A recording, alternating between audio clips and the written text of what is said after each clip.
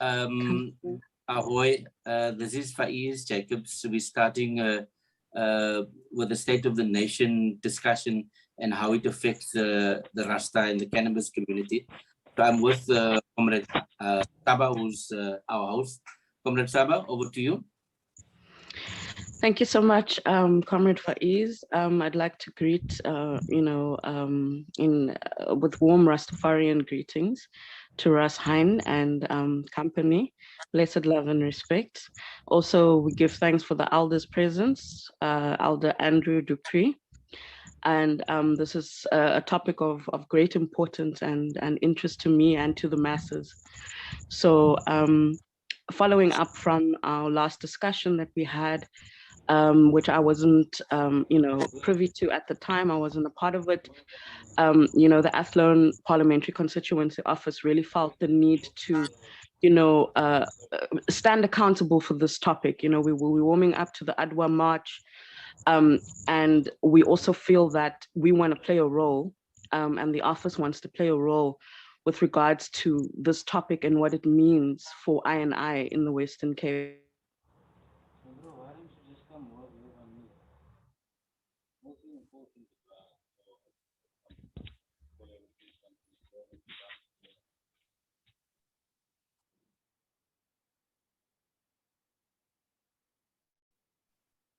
That you've got on your Adwa poster. So the Adwa March, which is, pro anti-colonization in the 20th, not even the 21st, but the 22nd century, because we're moving from the 21st into the 22nd century in 2022.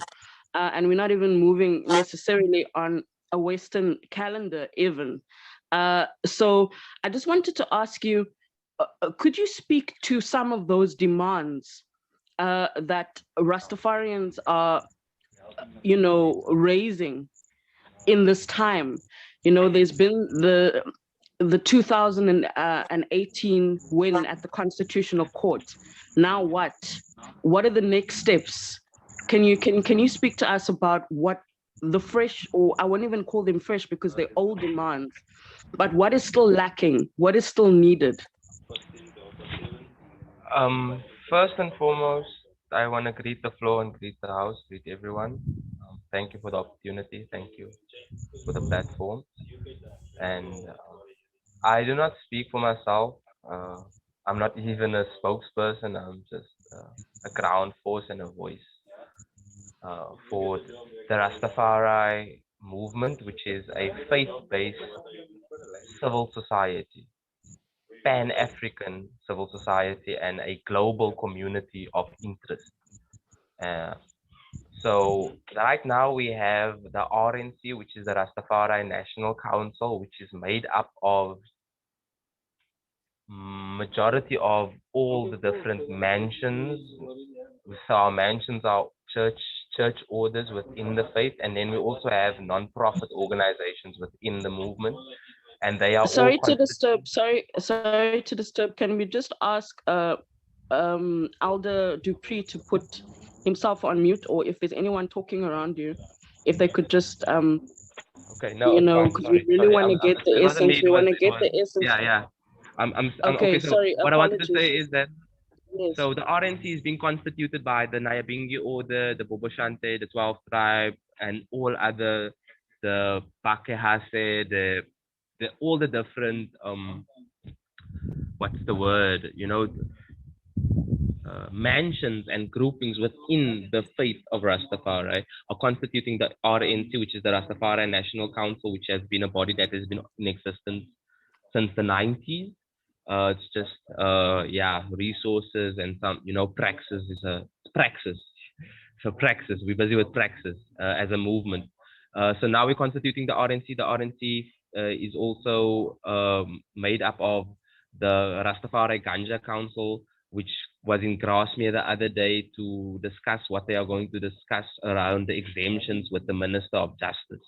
So there is tangible grassroots formation to be the vanguard of the movement and to be the voice of the movement, to speak on behalf of all the adherents within the faith. So that is taking place. So RNC and RGC are currently, they are busy with the Ministry of Justice. So because we have issue with the expensive licenses. We have issues with CRL and the bill telling us that we can't smoke ganja in front of our children, but people are smoking cigarettes and drinking alcohol in front of the children in their households. But now some government wants to tell us that no, you can't smoke ganja in front of the kids. But you know, it's a grand irony, you know. And now the other day, the UN also moved the UN also moved the list, the ganja from the list of dangerous drugs.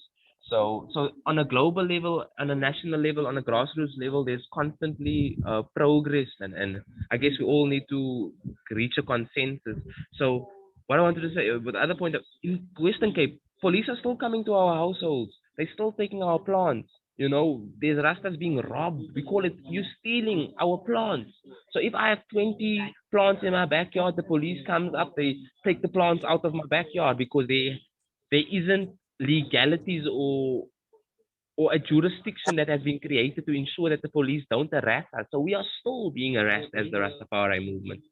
And yes, we know that there's issues around what is a bona fide Rasta, and you know, anyone can now just put on dreads and say that they're Rasta to grow ganja. Hence, we want to attempt to put in a place of regulation within the organization so that we can give not licenses, but not even permission, but exemption to ourselves. We can say no, that is a Rastaman. So if police are attempt to come to my house to steal my 23s in my backyard, I can go to the local Rastafari house or organization, whether it's a faith-based style or a social development style, and they can say, but Hein is a Rastaman, bona fide, you know. So those are some of the policies that we are discussing within the movement. Yeah, so that's constantly deliberations. We are meeting up. We met up in Grasmere. We met up in Bloemfontein, and we're gonna be meeting up in March again. So I hope that is some of the what we are going through. So it's the robbing of our trees. The people telling us that the limiting bill. It's a very limiting bill. I hope I've unpacked your queries. And if you need anything else that I can expand upon, I will expand upon that. So Elder Prince, who's Ras Gareth Prince, we have established a Rastafari Human Rights Institute. Rastafari, Ras Prince is heading that. And that is also working hand in hand with the RNC and the RGC. And then all of that is coming to the ground on Adwa Day. So all of these sorry, organizations, that noise is just disturbing. Can someone just mute that noise? I can't hear you.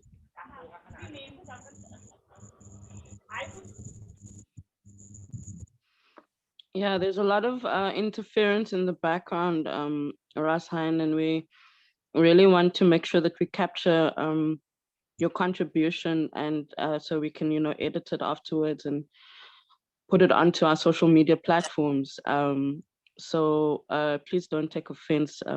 We know you're a community person and that there are always going to be voices, but we just need a clear connection if possible.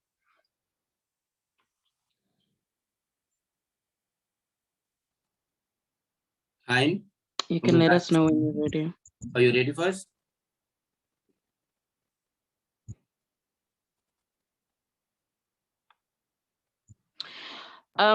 Ras, what I also wanted to... I'm ready. Okay, I'm ready. cool. I'm sorry, guys. I'm sorry about that. Yeah, I'm not with the voices anymore. Yeah, let me go. Okay, so like I said, the RNC, the RGC is constituted with all these mansions and all these elders and all these ancient networks and contacts that has been at the forefront of the Rastafari struggle in South Africa. So we're all coming together, and then on Adwa Day, which is the 1st of March, we're all coming to the parliament. So all of these leaders and vanguard activists and leaders of the faith, leaders of the social development aspect, everyone, the lawyers, the academics, the human rights activists that have been, You know, because we, the Rastafari movement, it's our court cases that has facilitated the whole decriminalization and now the commercialization of cannabis in South Africa. It is us that through Mr. Gareth Print not being admitted to the bar in Cape Town because of his faith. And yes, it was an uncompromising stance. And we know that there's lawyers that said, nah, they don't use ganja so that they can get into the bar. But Prince took another route, and he stood 2 decades in courts, you know, so that we can now everyone is claiming, but people don't understand that they are getting a hearing because of Gareth Prince's court case, guys. You know, so we must give credit, man.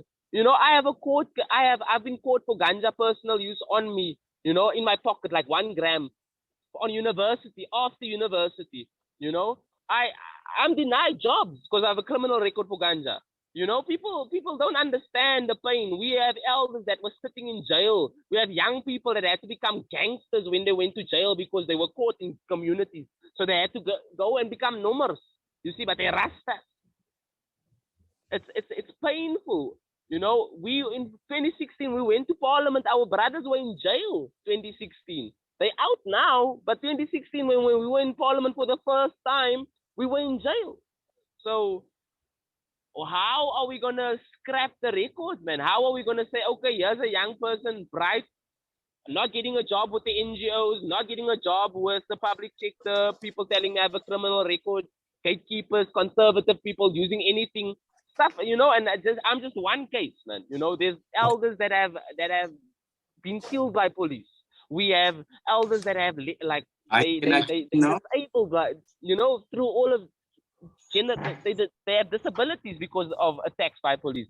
So etc. families. So if there's any other questions that we can expand upon, but that's just the essence of the frustration with the movement. But we are making progress and we are having bilateral discussions. Yeah. I think we got the gist of the point that you're making. And we want to record our appreciation for the Rasta communities and for you coming on board. I think I also just want to make a few inputs.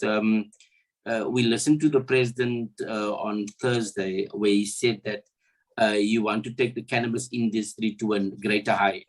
It was a positive message because the president said, look, there is this cannabis industry and hemp industry is a key thing that can be of commercial and economic benefit to all of us.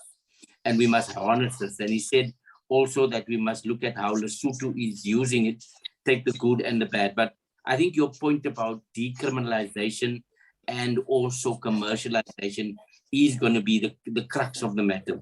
I also want to acknowledge upfront that we as parliamentarians, as MPs, and the committee that's dealing with this, we need to create an enabling legislation for that to happen.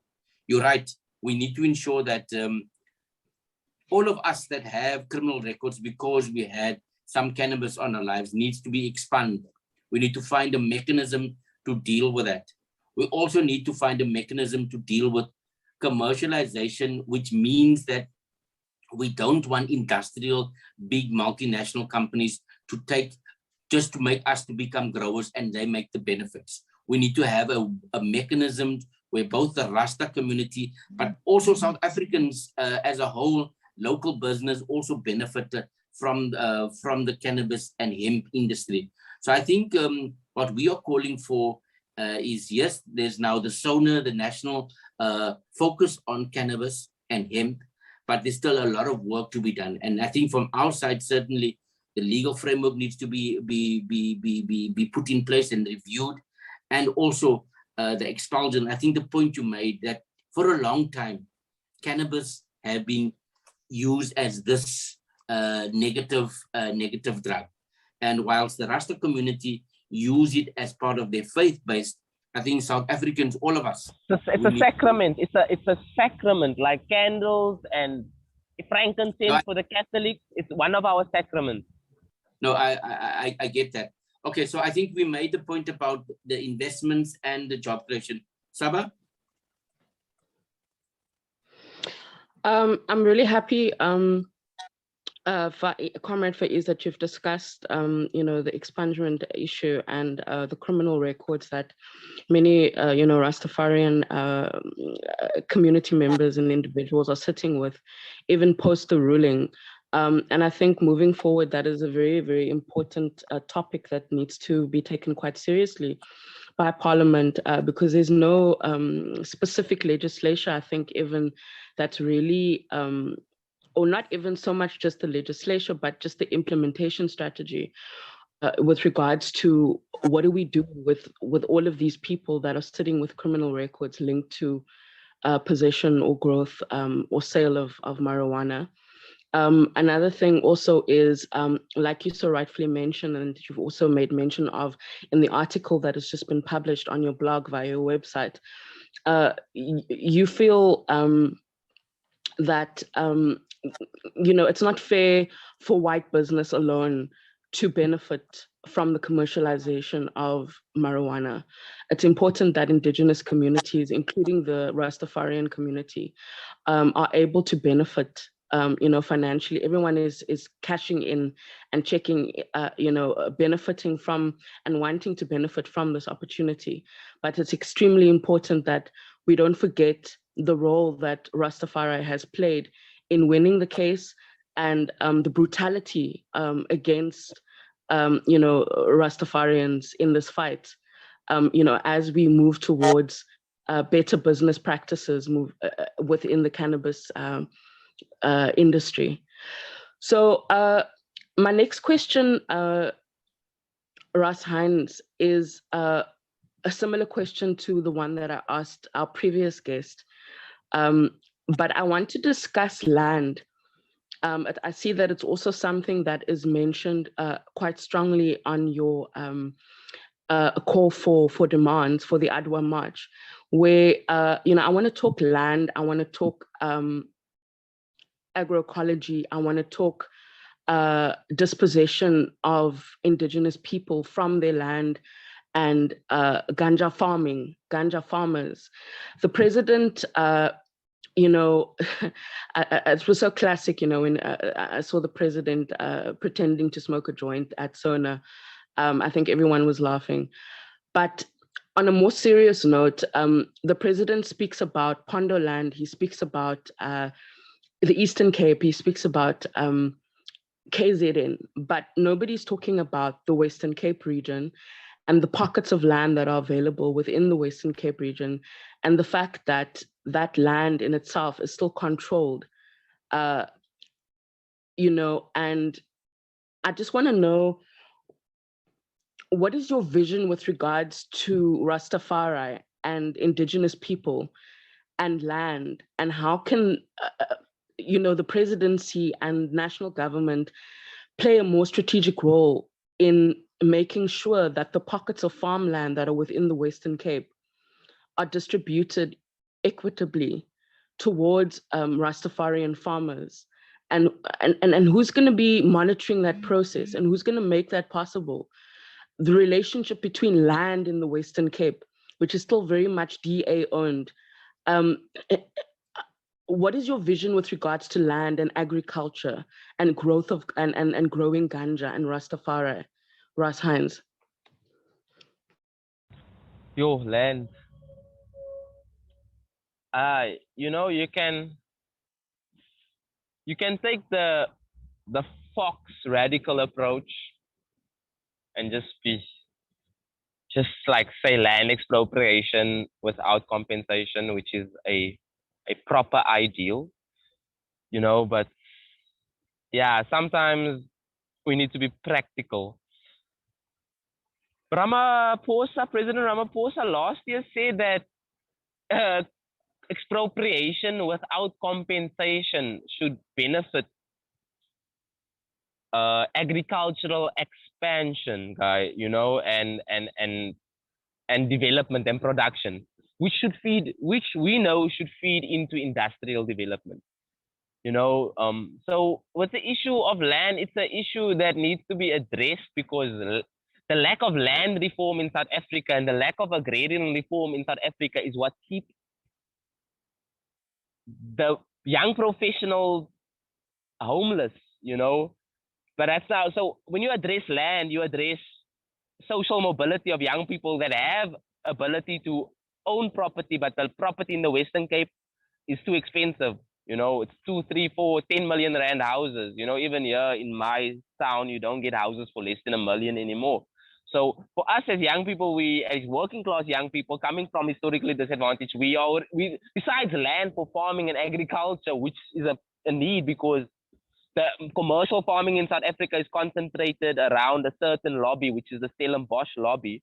You know, and sometimes we put Mr. Cyril Ramaphosa and the Rupert and the Menel family in the same WhatsApp group, and then we don't know where we end up with a land question.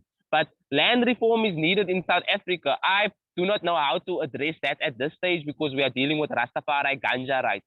I do not want to conflate my vision, my Pan-Africanist Agenda 2063 vision around land, because as the Rastafari is a Pan-Africanist movement, and the ideology that it not believes in but operates on is the Agenda 2063 and the founding of the OAU, the King of Kings being the first chairman of the AU. We are still on that continuity, you know. We are still uniting Africa. We are still ensuring neo-colonialism and neoliberalism is removed from South Africa. South Africa is a capitalist society, but it's not entrenched yet. We can still save South Africa from being a capitalist society. We can still make it a socialist society. But it's up to young people and our leaders, our handlers, to understand that if they do not steer the ship correctly, then we will end up with more inequality, with more wealth income, a greater wealth income gap, an income inequality gap. We will have more homelessness. We will have more people living next to the castle in Cape Town. We will have more kids being killed in small towns where farmers think they rule, you know, where these Afrikaners and their councillors operate. This is the Western Cape. I'm from George. I live in the DA. We live in DA. We live in, you know, guys. So it's painful because they feed into procurement. You know, they just empower themselves continuously with their trust funds. Now with the ganja also, you know, in Stellenbosch, they have the millions, the 15 millions to put up a medicinal farming, medicinal agricultural plant because there's so much compliance, guys. You must have the licenses, you must have the scientists, you must have all of that. So it's already benefiting them. It's already benefiting the already wealthy. So this thing must like tobacco in Zimbabwe. They have tobacco markets whereby you go to a big center and then the farmers come and then the wholesalers come and pick up now that's what medicinal, because medicinal ganja there's a lot of regulations and spec that you need to meet with. Ganja for commercial use, ganja for therapeutic use, ganja for your land races that smoking, there won't be so much compliance in terms of medicinal because it's just therapeutic, it's for adults, it's recreational. But we haven't created that market. You know, we don't have outlets yet that sell ganja to adults, not for medicinal. I don't want a prescription. So we're still moving to that. So South Africa and the state and the regime must be careful because they are currently moving towards retail. They are currently moving towards commercializing ganja. So it must not be commercialized to benefit Dis-Chem, guys. It must not be commercialized to benefit Woolworths. You know, it mustn't be commercialized to benefit Pick n Pay's pharmacies or whatever. There should be a means to empower the small to micro enterprises, the small scale farmers. But this is just like a view. The RNC and the RGC will be coming up with more specific policy documents and discussion documents on how cannabis should be liberalized and decolonized, and how the jurisdiction around cannabis should be a decolonial jurisdiction, you know. But it's a process. Years 2024, years 2028, years 2026. We pray that the ANC gets more seats in the Western Cape, gets in the legislature now. You know, we need that transformation on the Western Cape. We need progressive left parties on the Western Cape to take center stage because we're allowing the right wing to take control of our people, man. So let the comrades and the leftists and the people of the revolution align themselves. Amanjla, are we clear? Amandla. Thank you. Ras, Thank you so much. yeah, I just wanted to know what's the date of this policy you spoke about released out on? The Rastas, we coming to Cape Town on the 1st of March, and then we meeting up, or we having our deliberations, because we busy with organization, and we want formalities. We deal with, order. We deal with law and order. So we are busy constantly. We currently in forums. We constantly deliberating on resources, on venues. So yeah, the leadership of the RGC, the leadership of the Rastafari Human Rights Institute, the leadership of the RNC, they're all busy. So I will be. We're gonna have the gathering at Ras Center on the 1st. Okay. So let's meet at the Ras Center on the 1st and see. Let the leadership come. Comrade Faiz, leadership Faiz, come to the Ras Center besides being on the ground with the march. So the march is happening from 9 o'clock till 1 o'clock. After that, we go to Ras Center in Athlone from 3 till 9. So we're going to screen the documentary. I've invited Professor Alan Busak. I've invited Professor Mamo Muchi, who is the research chair. He's the Ethiopian research chair at Tswana University of Technology. He was here in 2020 to support the project. He's coming again now in 2022. So we have academics, we have brains, we have think tanks in the space. We need the leadership to come closer so that the bilateral and the multilateral engagement can solidify and we can have agreement. Okay, thank you, Comrade Ras. Manjla. Thanks, Amandla. Thank you for everything. Faiz? Give thanks. No, thanks, Comrade Ras. Always passionate and always raising the issues in a very direct, forthright way. Look, I think, thank you for that feedback and thanks for reminding us. I certainly will be part of the march and also welcome the invitation. I think there's a lot of work that still needs to be done. We come from a very painful, very difficult, divided past where cannabis was used against our people. And Hein reminds us about that. I'm optimistic that, yes, the challenges are big, but we must be hopeful. And so the fact that the president is also announcing that more will be done with the cannabis industry, we must use the spaces that's been created for us and use the networks that we have to fight the agenda for a people-centered development, a people-centered economic opportunities. So in the cannabis industry, it's going to be contested. Yes, those that have will try to use this to maximize their benefit. But we as the progressive forces, we as the left, we as the people, we as those that have no voices must come together, must organize, must stop mourning, but organize. And I'm clear in where I stand. I want to be on the right side of history. And so we will do whatever it takes. I think whether I'm in the legislature where we advocate for these laws to be decriminalizing and commercialize us, and also as an activist in the street. So let's keep the faith. I want to thank Saba and the team for hosting us today.